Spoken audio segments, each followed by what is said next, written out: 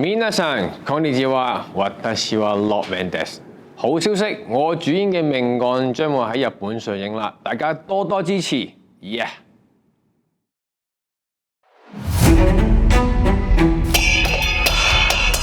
慘目傷心破珠球，你又想做到自監咩？有冇聽過 psychopath？ 係心理變態。又關長宇事？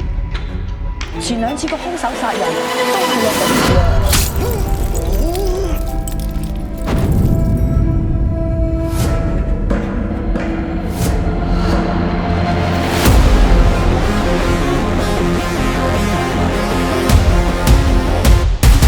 食諗住殺人？唔係我諗㗎，個腦入邊自己彈出嚟㗎。我細個就係咁㗎啦。你會輸。邊度咧？